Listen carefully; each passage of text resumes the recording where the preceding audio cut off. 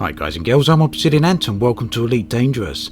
I'm currently on my way to the nebula NGC 7822. It's a fair old distance from the centre of human inhabited space, but not too far. I should be there in a couple of days, so you should see me there in the next video I do from this particular series. Now, as you can see from the title, this video is a prelude to the Distant Worlds expedition. That is something organised by Aramis 1, the first guy to reach the other side of the galaxy way back almost this time last year.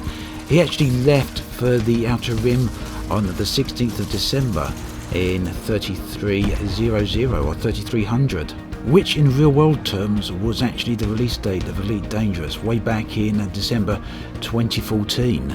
Now, Aramis recorded his expedition in a series of 12 videos. You can see these on his YouTube channel, and they are actually exceptional videos and I highly recommend you check them out. You can see a link to them in the video description, and I'll try my best to actually remember to put the link in there this time.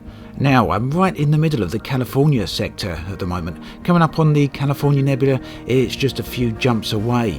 But I've stopped off here on this lovely looking ice planet. It's one of the best I've found. I really love the rolling mountains here. And it's lovely to see the difference between the day and night cycle, as you just saw the transition there. Well, I say night cycle, but it's not quite there yet. The sun is still hanging very low on the horizon. But it's nice to come out to these places and see the difference between them during the day and the night. It can be quite surprising at times.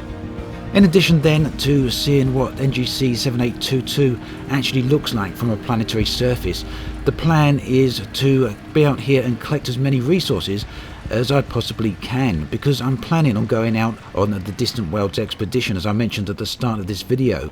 So what is the Distant Worlds expedition all about? Well, in essence, it's all about retracing Aramis's original expedition out to the edge of the galaxy. He's collected together a load of people, invited many people along, and it hopefully will be one of the biggest fleets, or one of the biggest exploration fleets at least, in the history of Elite. And this fleet will follow the course that Aramis originally charted way back in the end of 2014. Now, I want to go along on the expedition as well, and I should be there for the start of it. That is the plan. He's heading out on the 14th of January, and we will all be departing from the system Polini.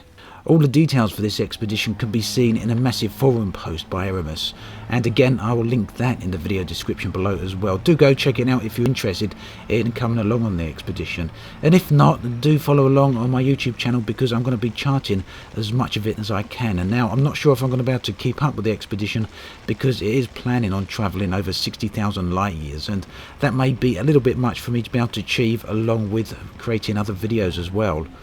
But there will also be some other video makers along the way, such as Aramis himself, Dr. Callie, whose YouTube channel I will also link below, as well as Kate Gina, who is a Twitch live streamer. Not only will the expedition be retracing Aramis's original route, but we'll also be landing down on many planets along the way, finding a lot of interesting features, as many as we possibly can, and that's likely to be quite a significant amount, considering that there should be quite a lot of people going along. And these locations will be marked and kept for posterity, and allow everyone to visit them as and when they want to, which basically should give us all a nice database for locations to head out and visit. So as I said, that's due to depart on the 14th of January, just over 2 weeks from now, giving me a bit of time to collect up some resources for synthesis materials, and then head out to NGC 7822 and check that nebula out as well. Now, ice worlds don't seem to be the best places to find materials, as I suppose would be quite obvious, but a place like this is just a place I couldn't avoid stopping at. The surface here absolutely looks spectacular in my opinion, and is a location I actually spent a long time just driving around and flying over. In particular, this place is very nice to see in VR. It can be quite difficult in Horizons, to be honest, to find planets that don't all just look the same. Finding a planet like this with big open icy plains along with the rolling mountains really is a treat. And if you want to come here, you can see the planet name there on the bottom left of my UI. It's really not too far away from inhabited space, and it's got the California Nebula right nearby, which in itself is another lovely location to actually head out and see. In addition to all those great rolling mountains as well, there was also some nice canyons here. This one was fairly deep, although by no means as deep as many of them out there, but it was a nice opportunity to go diving down into it. When the gravity actually gets hold of your ship though, it does pull you down a bit hard, and I didn't pay enough attention there and really should have pointed the butt of the ship down a bit in order to use the rear thrusters to try and get me away from the pull of the gravity. But fortunately though, no damage was done. It was only a minor knock, largely due to the fact that this is only a light gravity planet. Had this been a larger gravity planet, I think I would have been in some trouble there. Now, there is a 9G planet out there somewhere that people have discovered. You may have seen the video in Akinar where I tried to land an Imperial cutter on a 6G planet. I'm planning on heading out to the 9G planet and trying to land there, although I won't be doing that with an expensive ship, because in the main game, that was in beta where I had the funds. In the main game I don't actually have the funds to try and do that, but trying it with a Cobra or something should be an interesting challenge. And that's a video for later in the week. Talking of challenges, driving around on these ice planets can be a bit of a challenge, which is why I tend not to always land on them, but when they're as beautiful as this one, it's quite hard to avoid doing that. Now, what I'm really in search of here is some high value or high metal content planets, because they should have some more of the rarer materials that I'm actually searching for. In particular, those more rarer materials should be available in some of the craters. Craters, of course, being where the meteors tend to impact and crash down onto the planetary surfaces. This is the California Nebula. It's lovely here, but unfortunately I haven't been able to find any high metal content planets at all yet. So really it was just a case of flying around here, checking in the scenery as I searched for the next high metal content planet. And that in turn meant that I haven't actually got many resources collected on this particular session.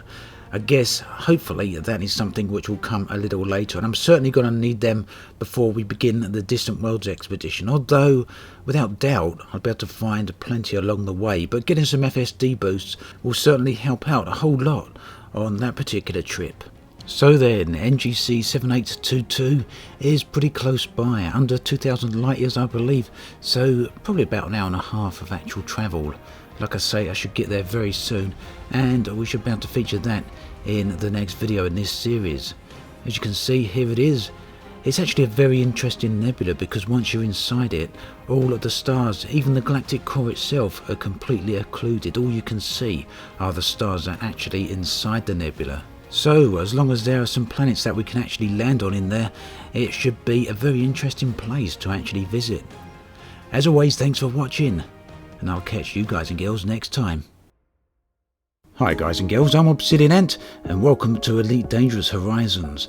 Today I'm taking a look at some of the most interesting places I've actually so far discovered for planetary landings. There's a whole lot of locations to land in within this galaxy. Many of them have very similar features, so I thought I'd pick out a few of my favourites to give you some clues and some places to go check out for yourself.